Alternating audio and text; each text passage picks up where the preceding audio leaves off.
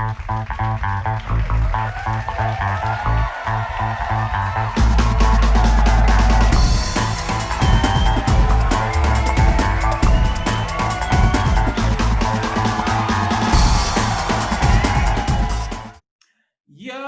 what's good, y'all? What is good, y'all? Welcome back to another episode of Introspective Thoughts.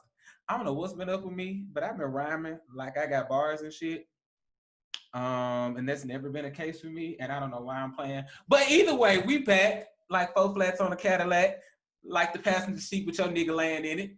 Um, and I have here another guest. She trying to hold this laugh back. Every time I say this, everybody finds this funny. And I don't know why I say this. Y'all act like the passenger seat don't ever be laying halfway back when your nigga is sitting in the chair. And then, he automatically get upset when he figure out that somebody else been sitting in his chair because it ain't laid back like he wanted to be. Yes, we are laid back like the passenger seat with your nigga in it, because that is his seat. He hanging on the passenger side of his best friend's ride, trying to holler at you. Shout out to TLC, rest in peace to Left Eye. But anyway, because I don't know, y'all done already got me started. I done had to roll up the sleeves. I'm hot and tired already. I hope you enjoyed last week's episode with Lady D. We talked a lot of astrology things. We talked a lot of tarot things. We talked a lot of good things. Hopefully you got a good sermon out of last week's episode, because if you ain't heard the word increase yet, come on, January is increase. I need us to move forward. It's increase, and then you build on to that. By the time the spring rolls through, you ought to have a harvest ready. Your first harvest actually should be ready. But enough of that. I have another special guest on here. I have a great friend of mine. She is a mother, a wife, a professional, an educator, residence director, extraordinaire at this point. Because my God, how do you go from being an RA to doing this while you're also a mother? I will never understand it. It's not for me to understand it. As y'all found out last season with Morgan, and being a mama and being a teacher and also having your own child and also running your own stuff, it's too much. And then you go take care of other people kids. No, it's too much. I can't do it. More power to all the teachers, all the educators out there that have kids, because now. But my friend Shae is here, and she's here to talk with us about what it's like being a professional, being a mama, and doing all those great things at the same time. So talk to the people, Shae. What's good? Hey y'all, I'm Shae or Delisha, depending on the setting that you know me in. Um, I am all of those things, and there are plenty of extraordinary extra titles that can go along with, but I think the one that I hold the most is one, being a believer and being able to do all of these things because I am a believer. And so that is me. I think right now we're just gonna, you know, trying to live life in this pandemic that we're in. Hey, because we are trying to make it in this Ponderosa, this Ponder Replay, this parallelogram, this panoramic. We trying to make it out here in these streets, because clearly the government don't care about us. But more on that later, and not today's episode. We're not gonna do that today. We just not. We just not gonna do that today, because y'all know I got time, patience, and energy for that. Just not right now. Not right now. But thank you for coming on to this episode to talk with us and all of the wondrous things that you do. So before we really jump into this conversation again, y'all, like I said, first and foremost, let's do some rewind. Let's do some history real quick. So me and Shae have known each other literally since freshman year of undergrad at UT. Like when I tell you, we've both seen each other at our worst, and I mean worst. And I mean worst. Like worst. Like I'm never gonna put that's dug in a grave. Hopefully never come out. Okay. Like you talk about skeletons in the closet, it's like, nah, I need you to go in the warehouse. Like you need to go. And it ain't like nothing bad, but like we've seen the ups and downs, the good and bad, the ugly. And so we've had the opportunity to watch each other grow and to go into different aspects of life and go into different aspects of professional life. And the one thing that I am so grateful and gracious to be able to witness is my friends be parents. And it is the most interesting thing that I've had to do, because Shay's not the only friend of mine that I have that has kids. I think I got 5 or 6 friends who have, children. And then on top of that, I have, 9 nieces and nephews, combined across 4 different siblings, or across 4 different sisters. And so, and I call my little brother, that's my firstborn, because I practically helped raise that child. That is literally my firstborn. So all of us essentially have kids in a sense. But it's dope to be able to watch them be a parent while also trying to live their life and get their dreams and things and their goals and stuff off the ground. So that's what Shae is here to have a conversation with us about. Is like, how did she make this happen? Because it seems like it's been what, 4 years now since you got married? Oh my gosh, what is Is it 4 or is it 5 years? three? We've been together for 4 years. Oh God, wow. See, yeah, so y'all see I'm off because this I'm year like, itself what? feels like 5 years. So I wanted to say 10. Shoot, when you like that, when y'all like that, when you gotta like that, it feel like y'all been together for a while. I ain't mad at it. Yeah. But but for you and your husband and y'all have been married this long. We'll say 3. You say 3 years. I say it's 4. I don't know. Numbers are blurry. Years are blurry to me. I don't know. But it seems like it was just recently that y'all got married, and it was even more recent that you just had your son. So like, if you don't mind, tell the people like what was that process like going from, because for those that don't know, Shae went from being an RA our senior year at UT, second semester our senior year at UT, which is like, that doesn't happen. Like, if you become an RA at that point, that wasn't nothing but God at that point that you became an RA. Like, dead serious. Like, at UT, it was that competitive. Like, it was that competitive. Like, people went out, like, the coveted positions on campus, like student positions, was being an RA, being an orientation leader, being a welcome leader to some extent, being a mentor in the multicultural mentoring program, being an ambassador, or you working somewhere underneath higher executive administration. Like, them was coveted positions to have. And it was like, when you had that, it was like, that was your status. That's how you were known on campus, right? And for her to become an RA literally the second semester of senior year, that wasn't nothing but God, strictly, because most people will give up if they don't make it that first time. They're like, fuck it, I don't want it that bad no more. It's just like, it is what it is. But she went from becoming an RA to then becoming a summer RA, and literally not even a month into that position, you packed up everything. I remember she calling me, and I sprinted my happy ass over to her building. It was like, first of all, congratulations. But second of all, you leaving me? Like, excuse me? Like, I have to be here a whole nother year and you dipping? Like, what kind of shit is that? But end up doing that and, becoming this summer RA, and then you literally picked up and moved to Atlanta. So like, what was that process like? Like, how did all of this like come about, and how did you maneuver through all of this while also literally about to get married, about to have a child, and start your life with the family? Well, I mean, you honestly answered that like literally that was nothing but God. Um, I look back on undergrad a lot and was like, the resume that I had to get my first professional job had all kinds of student leader positions. Like, it was ridiculous. I feel like I was a part of everything, doing everything just to get that experience, right? I'm not even gonna say how many times I tried to be an RA because I feel like that's embarrassing. Embarrassing. And I would get frustrated, right? Like, there were nights that I literally was cussing, praying, like cussing and praying sometimes in the same, but like, how is it that I can do all these things, but the one thing that I really, really want, well, second thing I really, really want, I can't have, right? And so like, I felt like it was being, oh my gosh, like almost like it was a teaser. Like, it was being held in front of me like, you got to be quicker than that. Like, that's what comes to my head. And so, I mean, that's literally what it was. But a lot of people don't know. While I was an orientation leader, my family like finally let me know, hey, your grandfather has stage 4 pancreatic. Like, I got a call right before a session. So I actually like asked to stay out that day because I really just could not wrap my head around it, because my grandfather was essentially like, that was the man who raised me. Although my biological father was in the home, that's a story for another day. I could be here all day on that one. But like my grandfather raised me and taught me everything I needed to know. And so yeah, like it's from that, it was like once that I got that call while RA training was going on, it was like everything was boom, boom, boom, here you go. And I realized that, I mean, that was an alignment of I only needed this much to get me to my next step. And then the next steps just happened. And then the next thing I know, I'm here. Like it's all been a blur. I can still remember college so vividly. That's why it's a blur for me. But I think the biggest thing was faith and getting myself back to where I needed to be.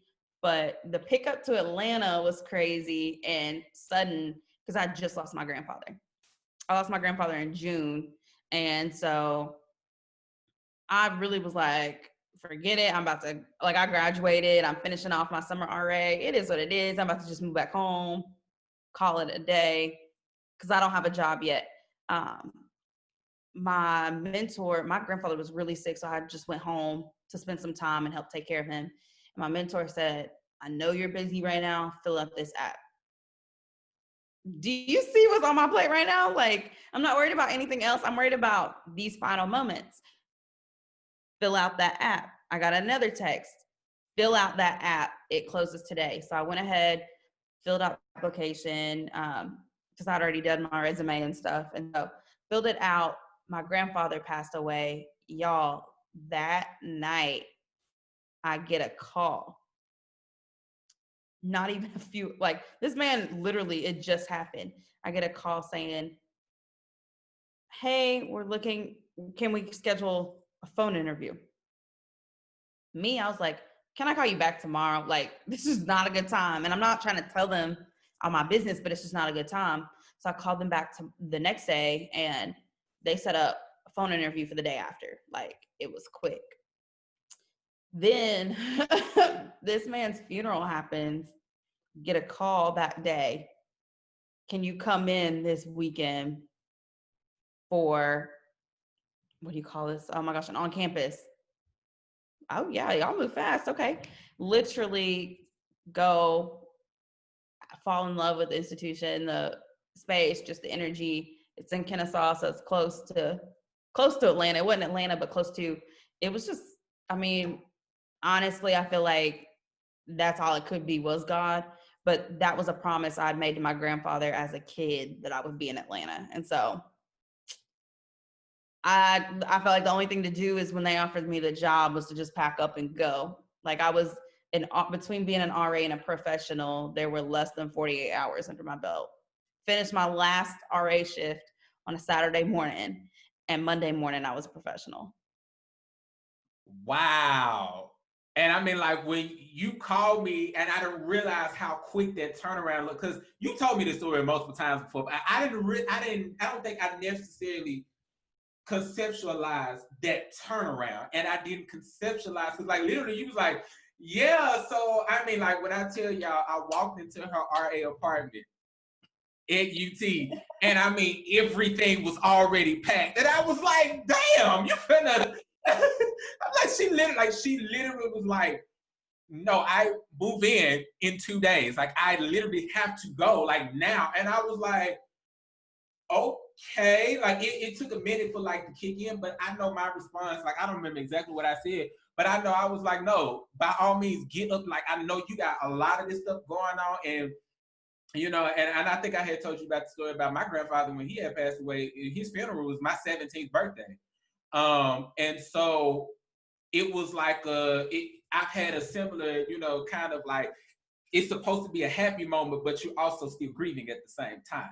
And it's like what I've had to recognize is that, you know, everything happens for a reason, everything happens for a season, everything happens in due time, everything happens in divine timing. And even though stuff may look like it's not happening when it's supposed to happen, when it should or happen, it's literally happening the way it should. You know, of course, nobody wishes death on anybody, or at least nobody with sense would wish death on somebody, or would want that to happen. To, you know, I hope somebody in your family dies or whatever. So it essentially takes away your joy, you know. But at the same time, like just even how you just ended the story where you were saying like, you know, you made that promise to your grandfather that you would be in Atlanta, and he is like, So about that, here go the keys. Going down there. I see you later. You know, we'll talk at the funeral. We'll go down there now. And but that's so dope how to hear that played out. Like, because you also don't hear about so many stories where people have gone from, you know, being just at their little play job, because being an RA was kind of a play job when you think about it. In retrospect, it was like, damn, they was paying us $1,000 a month to do nothing. Was not complaining. But at the same time, it's like when you literally made that transition from that play to literal, I'm somebody's boss now. Like, a lot of people don't get that experience, like, especially not coming out of undergrad, first and foremost, and then second of all, not that quick. Like, that's just not a thing. That just doesn't sound realistic under anybody's circumstances for stuff to just happen like that. And for it to just happen like that, like you said, it takes a little bit of faith. That's what Beverly Crawford said. All it takes is faith. You need is about that much. It's about the size of a mustard seed. And then that's when your miracle comes through. And it's like, that is so wild. So then my next question then is like, so the day that you packed up and you moved, like, what was that? Because of course you got all this stuff going on in your head, right? You got, you know, you grieving, you're finishing undergrad, you literally finished a major milestone, you're getting ready to move into professional life. Like, what was your headspace looking like throughout that, let's say that 72 hours of that weekend? Like, what was that like? Scary. That was like a leap of faith, because honestly, not many people know, but I told my mom, I'm not ready for this. I'm not. Like, it was that moment of she's her and my friends and my siblings are leaving me there, and I'm like, I'm not ready for this. Like, you know, and grieving will do something to you. Like, you will make those rash decisions, but I'm also a firm believer that, like, when God says move, move, and know the voice. And so when you know that voice and you hear move, you either move or you don't, because that next time, you don't know when that next chance is going to come. And so I mean, I almost said some words, but that was hard. That was rough. Like, I'm trying to be good on here. That was real rough. I'm not even gonna lie to you. Like, that transition, my first staff, like, I'm wholeheartedly thankful for them and their patience, because that transition was rough. Like, you go from being an RA to being a supervisor of RAs, most of them older than you, need I mind you. So I'm like, holy, I had to turn on, AKA, I called it my old woman sign. Like, I had to dress in a way that would make them respect me and not know my true age, because if they got wind of that, they weren't gonna take me serious. And some of them, once they found it out, they were still like, we're the same age, or I'm a little bit older than you, but I needed them to know that I was serious and that I could be a professional, because I felt like I had to prove to them, to myself, and to everybody who was watching me, because that transition, when I tell people that, they think I'm lying. I'm like, okay, you can go and check my past Instagram, my past Twitter. You will see the lineup. Like, I literally will show people my bulletin boards from the summer RA job in my phone. And I'm like, this is when I did my last bulletin board as a as an RA. Okay, and here's me at RA training. And they're like, oh, yeah, it's quick. And RA training as a professional, like, that's the difference. And so, I mean, it's not light. I don't take it for granted. I feel like the things that come for me come heavy, right? Like, I feel like all the transitions that I've had in life, the things that I go through to an extreme, but I'm okay with that. Because I feel like if not me, then who? And so I've had to take that approach, especially this year through this pandemic. Like, if not me, then who? Because somebody's going to need to see me go through it so that they know they can too. So it took me 20 plus years to realize that, but if not me, then who? So I'm very grateful for it now, not then, but now. And I mean, that's a powerful word right there. Like, seriously, because people, and when I say people, I'm talking about me. You know how folks will always be like, niggas be like, I'm niggas. So I'm just be like, I'm niggas. So niggas be like, you know, when shit happens, it's like, oh my God, I'm gonna break down. I don't know what to do next, and this is that, and that. I don't know how to move, from this point.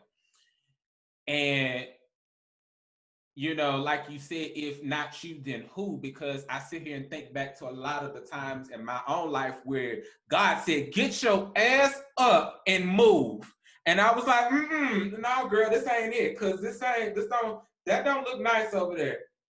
I ain't asked you all that. I said, get your ass up and move.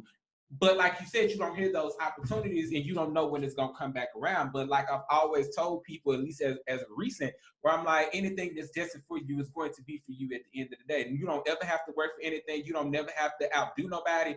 Whatever is for you, literally just sit back in that mug and let it coast by. And what I didn't realize is that when you are literally programmed, and I know that sounds very conspiracy theory-ish, but y'all can build a tiny little bridge and get right on over it. Even though it like when you're programmed to think, like you said, it took you 20 plus years to get to that point, right? When you're programmed to think a certain way, you literally will put roadblocks in your own damn way and then be wondering like, why I can't get past this shit. If you would literally move the cone out the way, the cone that you put there you put that because like you just said, you could have just went back home and that could have just been it. You were gonna move back home and that was gonna be it. But that literally was your segue to moving out, to be like, you can't go back to the way what they say, I can't go back to the way it used to be. I thought about that song earlier today. Like, I can't go back to the way things used to be, because when you go back, that's where your comfort space is. But you can't go or grow in comfort. Everybody knows that. Everybody knows that. Not everybody. Air quotes. Everybody knows that you can't grow in comfort. And I think back to my own, personal transitions and stuff like that, where it's like, I could have been left teaching and came and got this doctorate. I could have been doing X, Y, and Z and came and got this. But because I was programmed to think that I was beneath somebody or that I had to stay where I'm used to being, I wouldn't have, I still tell people to this day, like, me moving to the DMV was the best thing, was by far the best decision that I could have made in 2020. That was the biggest leap of faith that I've ever taken in life, but it was also by far the best one that I could have taken, because me staying in Tennessee and in Memphis, because again, Memphis don't fool with Tennessee. We are the district of Memphis, and then there's Tennessee. You need y'all to understand that. But being in Tennessee and being in Memphis, like, you don't realize, or if you like are just used to being in the same state you're in, you don't realize how closed off your world is. Like, we tell our students that, leave your neighborhood and go see something better. I left my city, went to the other side of the planet, also known as East Tennessee, because from Memphis, that's a 7-hour drive, and it feel like you driving to China, because it literally be forever. But literally left there, had a whole culture shock, then moved to Nashville, and then moved back to Memphis. But I didn't realize that being in Tennessee was the box. I mean, literally, it's shaped like a parallelogram. It's a box. Like, I didn't realize that. But like you just said, to have that quick turnaround, like, it's like I've had quick turnarounds where I've literally left the job and then had to immediately jump into doing something, because just because we in a Ponder replay, that don't mean bills stop. Bills ain't ever stopped. Like, they ain't took a day off, they ain't took a break, they ain't took a vacation, they ain't took a PTO, they ain't took a sick day, they ain't took none of that. I wish they would at some point in time. I really wish they would get furloughed to get fired, but whatever. Anyway, but people don't think about these different things and don't realize how it's those major shifts in your life that really carry you into where you're getting ready to go. And so it's dope to hear you talk about that, and hear that experience, because like you said, if not you, then who? Because somebody can always go back and look at this, and see how did you make it, right? Which that kind of leads me into my next question, because, now that you've moved to Atlanta and you've become, a professional literally overnight, like this, it's not she became a professional 2 weeks later. No, literally overnight. Like, the sun went up and it went back down and went up again and she was a professional. Like, you see how that plays out? But now that you're in Atlanta, you're a professional, you stepped out of what you used to be and how things were. what was that like those though that first year of being a professional? Because were you and your husband married at that point in time, or was that after? That we got married after the first year. That's what I thought. Again, time is a blur. I don't remember. So what is that like? So now that y'all are together and you're a professional, which there's always this stigma that women can't necessarily keep a man if they're, too into their profession, right? Um, when I'm still trying to figure out why is it that men need to be kept in the first place. You grown, whatever. Soapbox, not doing it today. Not doing it today. But like, what was it like that year that y'all are now together? Y'all are planning on getting married, or at least in his head, he's planning on proposing, so y'all can get married. And you're also being a professional. Like, what does that look like? Because I know there's this stigma about women, but I'm like, I just don't see that as being realistic. Chaos. That's what it was.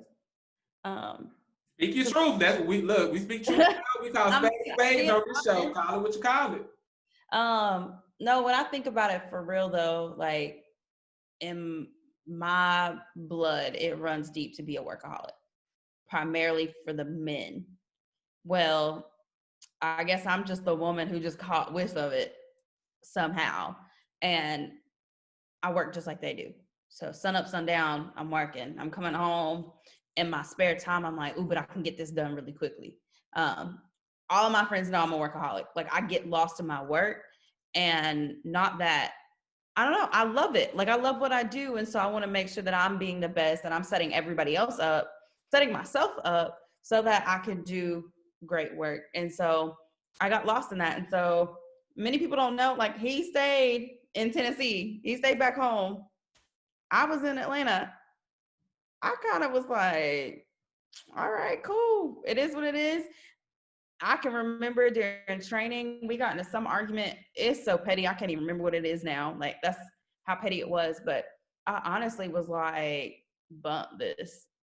He called all day. Oops, sorry, I'm busy. Knowing damn well I'm in the back of the thing and could be texting, but like, I didn't want to give you the time of day because I needed you to see what you have slash had. And so it shocked me. I get a call. We're still not on good terms, but he's like, I'm moving. I'm transferring my job. What? And that for me showed me how serious he was because I'm sorry, I don't chase men. I had done that before. It didn't work out. It didn't. I'm just being honest. But like for me, if you were supposed to be the guy that I'm supposed to marry, you're gonna make way to do that and be there for me so that I one can still follow my dreams, but also be this woman that's on the side of you because I do believe that a great man has a great woman, but a great woman also has a great man. And so like there's a vice versa to that. And so if you truly love me, you will make accommodations so that you can be there for me. But when the time comes for me to make sacrifices, I'll make great ones as well. Um, and so that was crazy. And so us being there, we lived on the opposite sides of Atlanta. So I was on the north side of Atlanta. My husband was, well, excuse me, at the time, boyfriend was on the south side. So we're still making it work, like finding time. He would drive up in the middle of the week. One, I think it was honestly to just come do his laundry, but to come and spend time.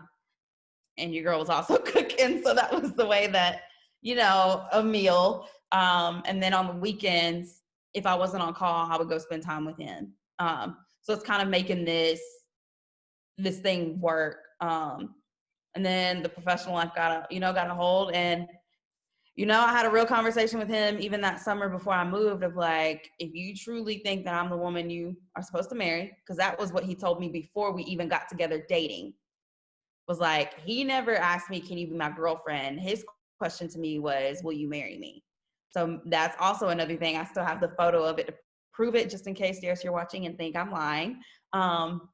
It was, will you marry me, yes or no, in a box. Like there never was a, will you be my girlfriend? Like he knew I was at that point in life, like, okay, I've dated, which is cool, but now I'm dating to marry because I know that there is a purpose for me and to get things done, either you on board or you're not. Um, I have been playing games with too many folks, and so I just didn't have the time for them. But yeah, then I mean, you pop up and voila, second semester, I'm engaged, planning a wedding, trying to also abide by the dream wedding that I've planned, even though it wasn't as elaborate as I would have planned, but I think the love was there, so that made it more elaborate to me. But I planned a Labor Day weekend wedding for as long as I can remember with all the festivities. I know my friends hated me because I had stuff every night for us to do. From Thursday.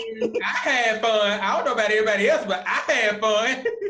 Y'all, from Thursday till Sunday morning, there was stuff to do. Like we were moving, and I feel like it was a great weekend. I had planned this out as a kid and with my grandfather, so I think that made it even more special to know that, like, okay, if we're gonna do this, we're gonna do this. One, I feel like as the bride, I have the right to say, I've been dreaming this for a few years. You probably just thought of this a year ago. And so I'm gonna take the reins on this one, and I'll give you your box of things that you can say yay or nay to. I did that, sorry. Is it bad that I'm not necessarily opposed to that? Because I've always said if I ever subscribe to the thought of getting married, which side note, folks that know me well, y'all know that ain't it. I'm sorry, I just don't like the government in my business. You in my business. Don't do that.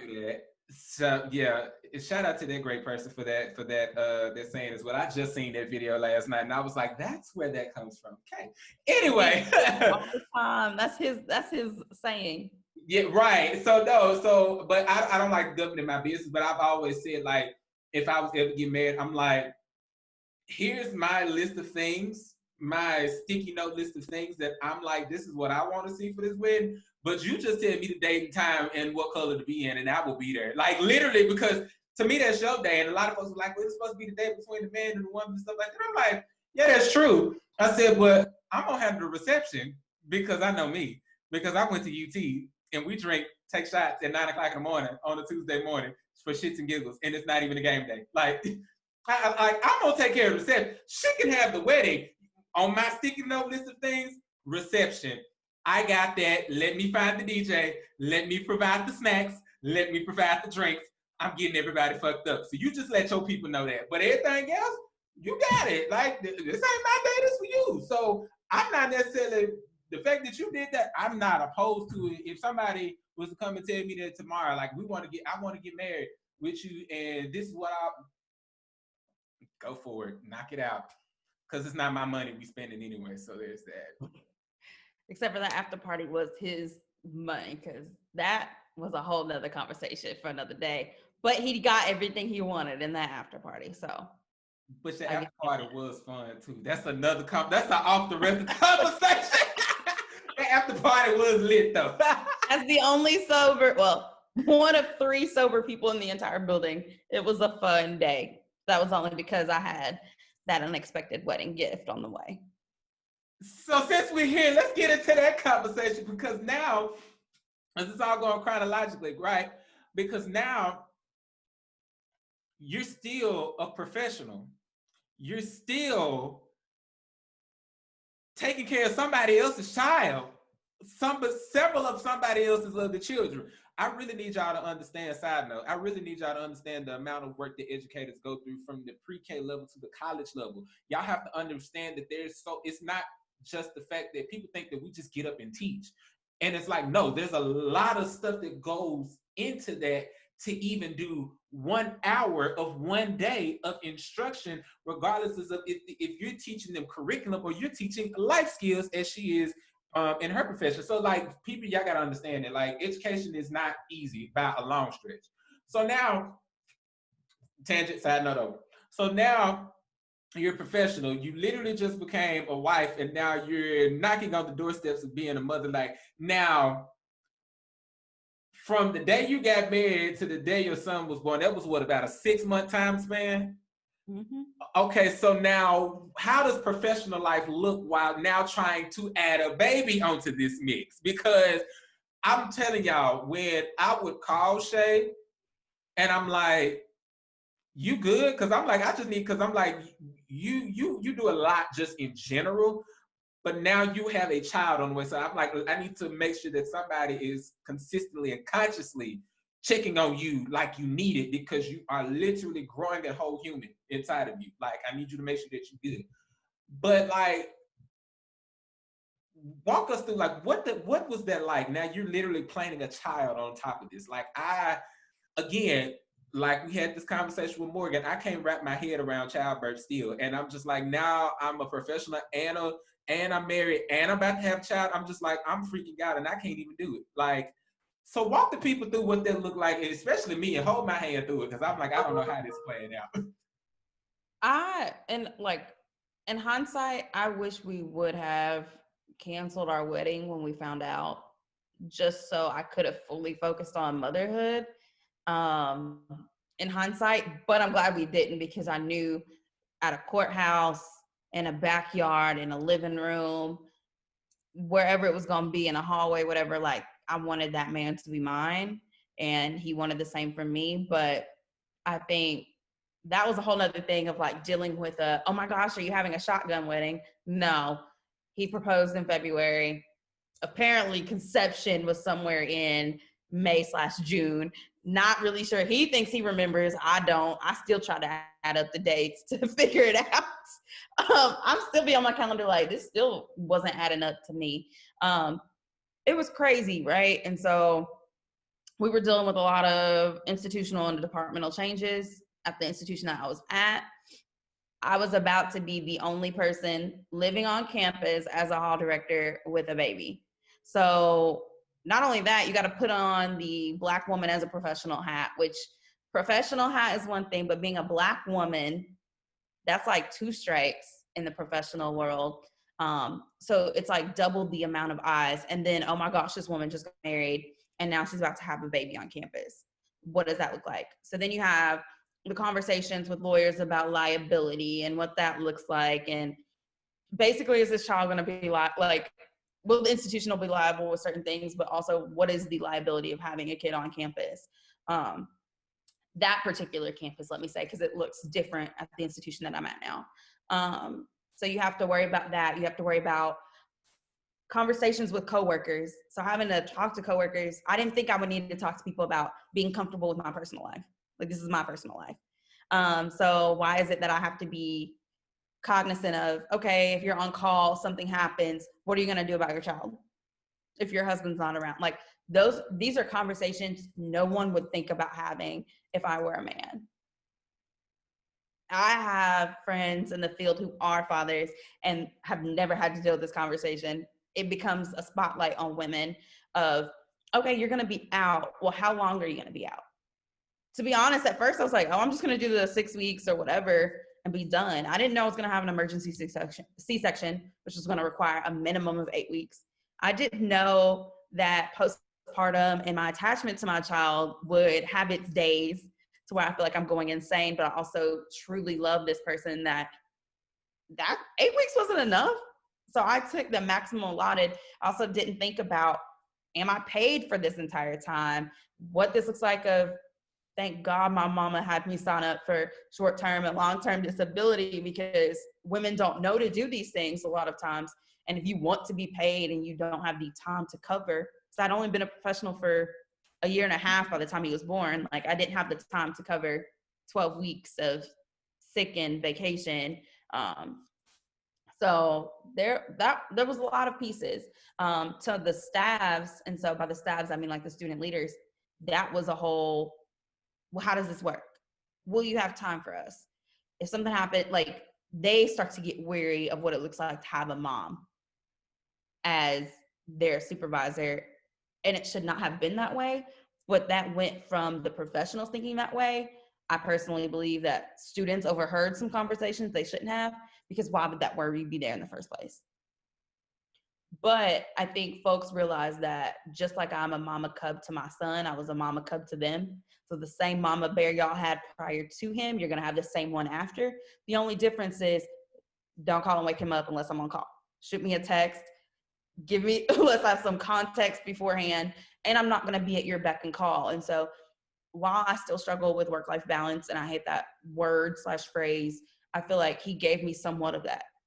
There were times when I realized my son needed me. And so, yeah, baby girl, you can't work from 8 a.m. until midnight plus every day, checking emails, being there for your residents and staff. Some things you have to leave to the on-call person or say, I'm gonna come back tomorrow because you have a child to raise. And so it was easier to work the longer hours at the beginning of having him because I got to be up every 2 hours anyways feeding this man. So while I'm up, let me check some emails on my phone or whatever. But now that he's older and he's aware, he now knows what emails are. So now I'm realizing, okay, I shouldn't be working too much in front of him unless he's at home with me, because I don't want him thinking mommy's so stuck in emails or so stuck in the work that she can't focus on me. And so now it's starting to put, it's like he's checking me without realizing he's checking me. Because he'll catch me and be like, email? And I'm like, okay, give me 1 second and it's gonna be all about you. But then nap time, I'm like pushing him off. We're on winter break, y'all. So right now it's me and him together 24/7, except for today is 23/7 because I needed this hour of time. But pushing him off and like, look, while he's asleep, let me go do what I need to do to get my mind right. But it's tough, but it's doable, and you have to have that support. And so I didn't have the institutional support, which made it very difficult, but I had awesome friends and family to surround me at that time. Now I have an institution that supports me. I have coworkers that support me in doing this. And so it's easy. It ain't nothing but a thing. The fact that my child's whole contact list is filled with nothing but my coworkers, the ones who are like my sisters that enjoy, they will call me to go pick up my son from daycare. And I'm like, shoot, go ahead. I got to finish this up anyways. Like, to have that support from them, from their partners, and people just wanting to come grab him for a second to get their loving. Like, it took some years to get here, but now that we're here, it's amazing. It's so dope that you have that type of camaraderie with them as well, because and I was able to see this myself when we went on vacation, and when I saw that, it made me think back to my second year teaching when I moved to Nashville, where my department head, she had a son and a daughter. Her son was 5 or 6 at that time, I think, and her daughter was like 1. And so, but everybody, like, he was the school's baby. Like, everybody, he was out. Like, she didn't have to ask where he was. She would just send out a group text, "Where's my child?" Or we would literally holler down the hallway, "He in my room eating snacks," or "He in my room watching something on YouTube," or "He over here putting tape on this." Like, he's doing something. And so everybody had a stake. It's like the community, that it takes a village to raise a child. And it's like, it's dope that you have that kind of community around you of people to help you out, because a lot of parents don't get there, regardless of if they're married, they're single, they're whatever. A lot of people don't get there, and it's dope that you have that around you, and people wanting to go and help out with you, but they're also benefiting from it as well. Because it's like, this my little road dog right here. You go do what you want to do. Like, even if I was in Atlanta, I would literally find some time, be like, we're going to walk across campus, get something to eat. You go take a 5-minute nap or something, and we'll be back. If I could, I would, and I would love to do that for all of my, friends who have kids if they were around me, but can't do that because y'all live eons away from me at this point, but it's all good. But it's dope to, like I said, to have that, and I really wish that, it kind of goes back to what I said about, when Morgan was on here. I really feel like women, because the fact that you literally said that you were having conversations that you would not have had if you were a man, I feel like these are conversations that should be had, but they should not be had just because you are a woman. They should be had because you are a person, period. Because even like we were talking with Morgan, we were saying, like, the purpose of having a doula and why they are necessary in the delivery room. I'm like, this is something that should be standard across the board. Every woman should have this, especially Black women, how they be saying, how Black women have literally said for decades at this point, how white nurses and doctors do not listen to what they say when they say, "No, I'm in pain," or "This hurts," or "This is." They don't. Like, but then y'all be sitting here looking like who did it and what for when this mother dies on the table because you didn't do right. Like, how does that work? Like, it's wild how that works, but it's dope to see that, even with all of the different transitions, the shifts and the changes, the moves, the all of this different stuff, that you still have that support system around you to make sure that not only that you're taken care of, but that he's taken care of as well, both on a familiar aspect as well as in the work aspect. So even what you were going back for what you saying about the work-life balance, you do have essential work-life balance in a sense, but it's because of what your teammates and what your subordinates and stuff like that, what they supported you. I would think that if I had a child and I was in your position, shoot, you come to staff meeting with me too. Yes, you have a desk shift too. Yes, you're going on this hall walk with me. Yes, you're going to do this door check. You sure are. You're going to do all of it because you decided to come along while I was here. You going to help out too. No, you're not getting a check for it, but you going to be here. But they are getting a check for it because if I'm out here buying Spider-Man, you going to work this desk shift. And so before Christmas, yes, sir. He worked a desk shift. He worked a mailroom shift. We did a few hall walks. He did. See, I'm I ain't mad at it. He Look, worked for that Spider-Man, so. okay, look, I ain't mad at it. Look, he'll come up, he gonna show you Spider-Man. Oh, and he will check your ID too, so don't give him no lip. Because he definitely watched Monet have an interaction. And when I realized the interaction didn't need to go further when I'm hearing him repeat my words. So I'm like, oh, I literally told the kids, my son's here. Let me pipe down.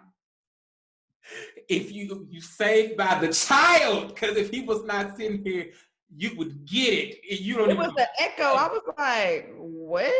Oh, and then when I realized it was an echo and where it was coming from, I said, I better stop because the words, and not that I would ever be disrespectful, but the conversation that I would have, some of that he doesn't need to repeat. Go to school to say to another child or even say to his grandparents, because that's a whole nother conversation. But I was like, let's stop right there. Look, the trust and believe, I overstand. Okay, so last question, and I'm gonna let you get back to being a mother, being a fantastic mother at that. I know you enjoying your break, so I'm just like I'm gonna let you breathe, but I'm gonna let you I'm gonna let it ride, but I'm gonna let you get back to doing what you do best. And so to kind of wrap up our timeline of things and to segue into what you're doing today. I remember you had a conference that you had to go to, right?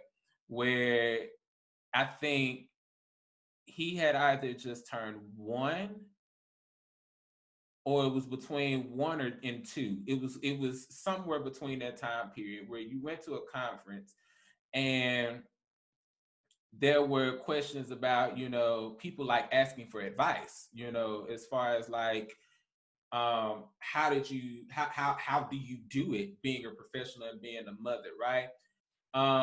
Do you feel as if that there is some type of community of people that are out that would benefit? Because I honestly think it would, that there is, that would benefit from like having somebody that's like a mentor or as a role model, like you said, how you said nobody else would do it, than me. Do you think that there's like a group of people out there who could benefit from hearing from your story, and if so, like, what does that, what would you tell somebody who is, either baking a child at the moment, having a child, or, has a child and they're going into their professional life and they're trying to find a balance? Like, what would you tell somebody in that space? It is so hard to try to pick out like what you would tell them because there's 9 months plus of things that you could offer to somebody. But I think to ask for connections, like that network, I purposefully, while I was pregnant, started looking for a network of folks who had it. So I listened, I was 5-ish months pregnant, listening to a webinar of parents that were in housing. And so being a housing professional, I needed to see how y'all in housing are doing it. Not multicultural student life, not student engagement. How are folks in housing handling this, especially live-on / live-in staff? And so finding the connection with people in your field, regardless of your field. I know for like higher ed, there's like SAMs, so student affairs moms. Like SAMs is huge. Several thousand mothers. Like you can find SAMs in every state.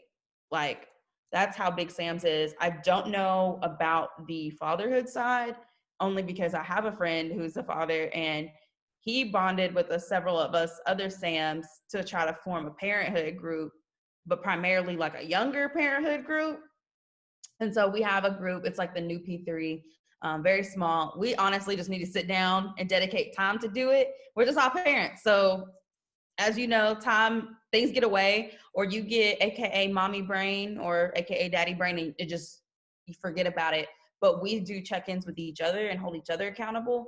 And so we try to reach out to somebody else. So at a conference, I have presented a few times on being all of the things, as I like to call it, together, and what that looks like. So the parenthood, being a professional, and answering the questions, having conversations. So at a conference, a lot of my best advice comes from people through like coffee or over drinks or over dinner. Everybody thinks you have to go to a session to get the knowledge, but what I was seeking, especially as a new parent or and slash an about to be parent, came from those sessions. And not the sessions, but like the sessions at the coffee house, the sessions um, sitting in the lobby. It came from those conversations. And so networking is key, but also like if you're in higher ed, reach out to me and I can pinpoint somebody where you're at. And if I don't know somebody, I know somebody who knows somebody. It's the best part about student affairs is people move and travel all the time, but you keep that connection, and that connection web is crazy large. But that's my number one thing, is networking, to see what others have experienced, gone through, because through others is how I got my knowledge to let my first institution know that, hey, what you're doing ain't right. What you're doing ain't legal.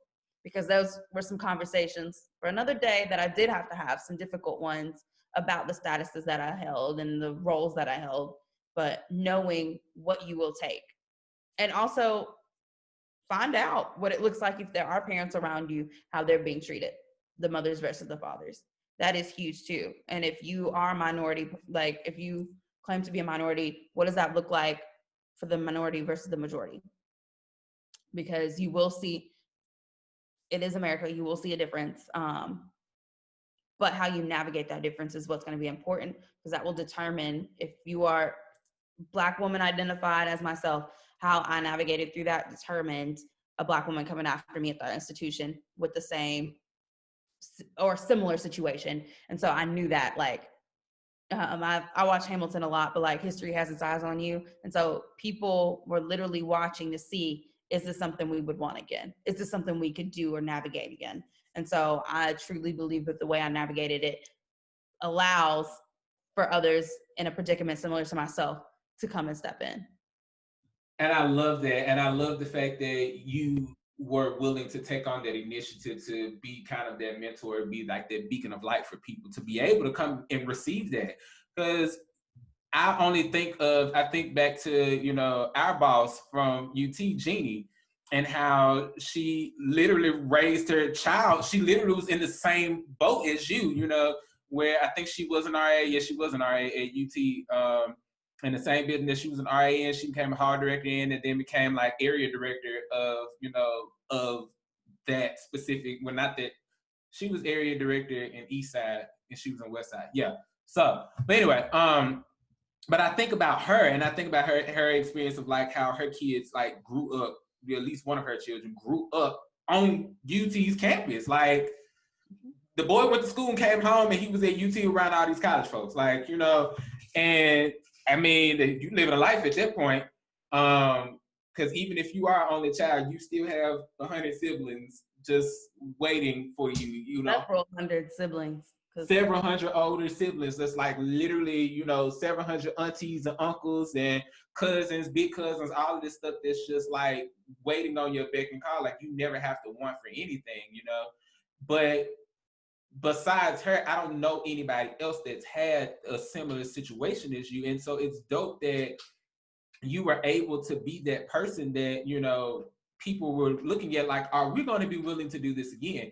And, just from my very outside, very, very like outskirts, outside viewpoint, I'm like, nah, you handled that very well. Because if anything, I feel like you would be the person that set, not only did you just set the precedent, but you're going to be the person that they refer back to, for years to come, to where they're like, no, we had this person did do it like this. And even though your situation is nowhere near the same or is not similar to what they had, it's you this is how we handle it, and this is how we need to go forward moving it. And then if you can't handle it, by all means create your own thing, because that's what needs to happen. There's not enough support that I believe, for Black women, raising children or having a marriage, or there's not enough support. Like, we already know there's not enough support as it is for Black folk in general. But when you start putting intersectionality together, you start breaking it out, it really is just not enough support for both Black women or Black men out there, in terms of parenthood. And so it's dope to see that you have that, right? Okay, so the last thing I want to get into, right? Because you brought up having tea and you have a coffee, right?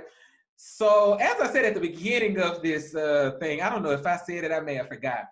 But this lady here just started a blog not too long ago, and I want to say it was literally like in December. It was it was on her I birthday, took up might I that add. thing not even a week ago.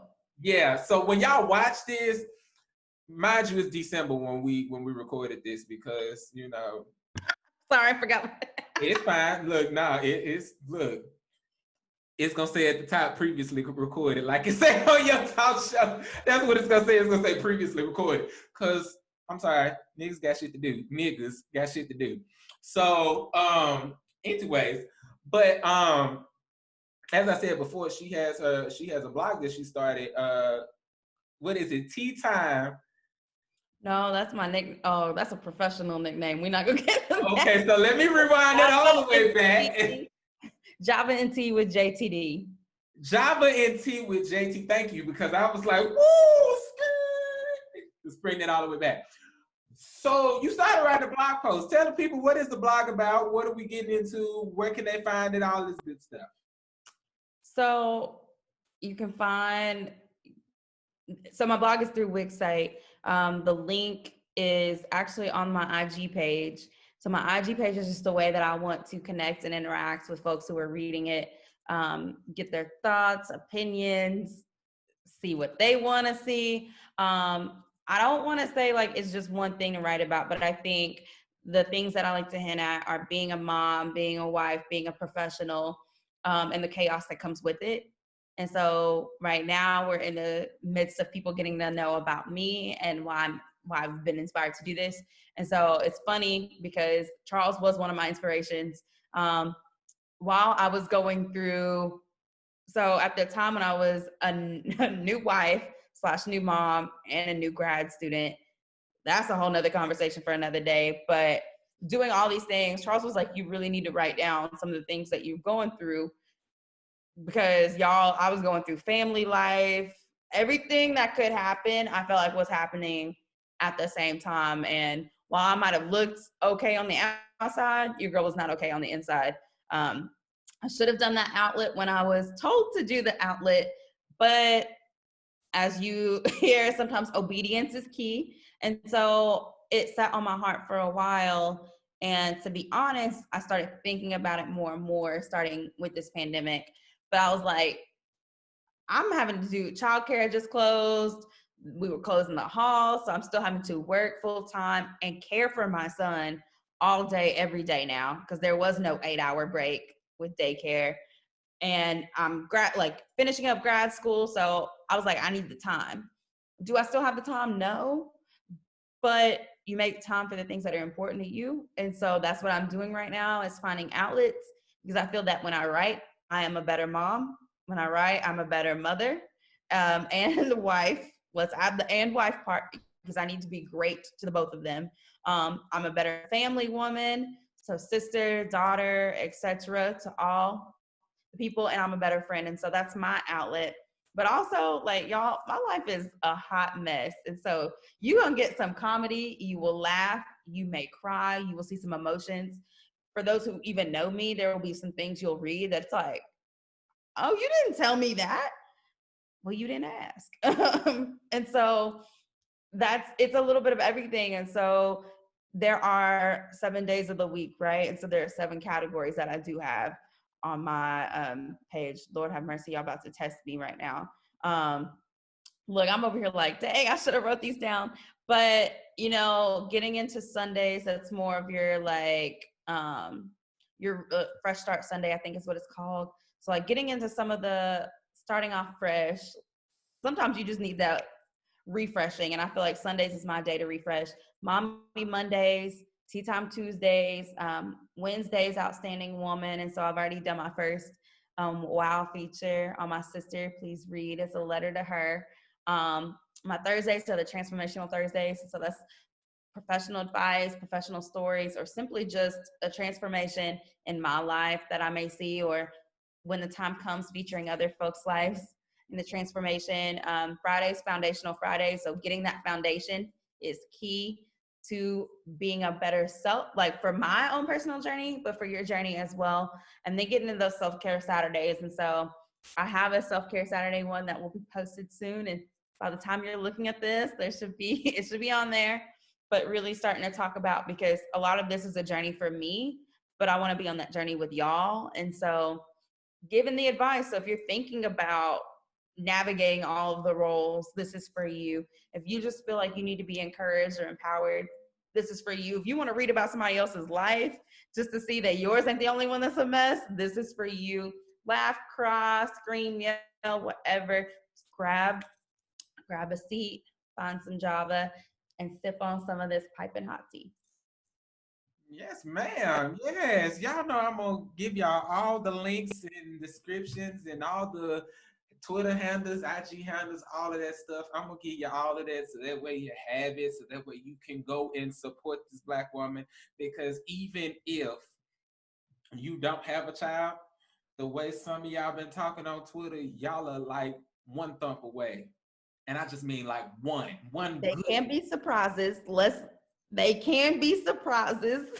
So I mean, some of y'all are literally one hump away from a child, and y'all don't even realize. Like y'all just like I just smelled the baby on you because it's coming. Like, cause you just okay. Anyway, so but even if you're not getting ready to have a child, or if you think about having kids, this is a great resource to tap into for professional life. Great resource to tap into. And I'm not just saying that because she is my friend and we've been, good friends for the better part of 8 years, 8, 9 years, something like that. Yeesh, almost 9. That's crazy. It's been almost 9 years. Like it'll be 9 years in 2021. And I'm not saying any of that just because of that. I'm saying that because first and foremost, we need to support our people in general. Y'all know this. But also, y'all are watching how this world is turning out. A lot of the things that we put our energy towards is not going towards those places anymore. So if you're not going to put the energy back into self, put it back into something that is going to be more beneficial for you, that you can learn from, that you can grow along with. Because trust and believe, a lot of these self-care, self-help things out here nowadays, they be a load of bullshit. But, it's only bullshit if you don't apply it, and it's only bullshit if you don't actually utilize the information that's given, right? And if you want it unadulterated, raw, and straight to the point, this is definitely one person you want to get it from. Like, and I'm again not saying that with no any type of, this ain't no endorsement. I ain't getting paid for none of this shit. I'm just saying it for what it is. So, with that being the case, thank you so much for coming here and gracing this here platform with your presence and sharing with the people about what you do and how you do it. Because my God, I don't know how you do it. Black women just need everything. I mean, just everything. Like everything. Y'all just need everything. You just need the things. I don't know what you need, but you just need it. But thank you so much for coming on here and sharing and being a part of this. I greatly appreciate you so much. Oh, thank you for having me. I mean, I'll be watching your stuff and I'm like, he ain't never gonna ask me. But when you did, I was like, ooh. You thought? No, but I think in all honesty, y'all, like, I feel like I'm super laid back. And so if there are conversations you want to have, I may not tweet as much as I used to. There are reasons as to why I don't do that anymore. You don't But sound like, DM me on don't Twitter. hold your breath for it. I'm just saying. You Gee. don't hold your breath for it. Listen, DM me and I promise like I will reach out and I'm more of a one-on-one person than the group. That's the opposite of where I was 8-9 years ago. But no, thank you for having me. I really enjoyed having a conversation as always. Yes, yes, yes. And if there is nothing else, y'all know where to follow me on the tweet and on the gram. I ain't got Snapchat no more because I had to go. But y'all know where to find me on that. It ain't going nowhere no time soon unless they try to get me out the paint. And if they get me out the paint, I'm not coming back. I'm just sorry. I Twitter told me I was on their platform for 10 years. And I'm like, please don't tell nobody else that. Because I've gone and read all 178,000 of my tweets, and there's too many cringe moments in there. So if y'all delete that bad boy, y'all might as well go ahead and archive that and put it in the National Archives. That's literally 5 minutes from my house. Just go put it in there because it's a lot of great material in there for a lot of case studies. But whatever. But y'all know where to find me. Y'all know where to get hold to me. Make sure you like and share this video with somebody that you think would enjoy it, and subscribe to the channel. And as always, if you would like to be featured on this here platform, hit me up. Find me in the comments, find me in my email, find me somewhere on the tweet, the Instagram. I don't know, find me somewhere. I'm somewhere. I ain't going nowhere. Like, we in a panorama. Where am I going? Where am I going? Nowhere. So with that being the case, I'm sitting here flapping my gums. With that being the case, y'all be great. I holler. Yeah, bye.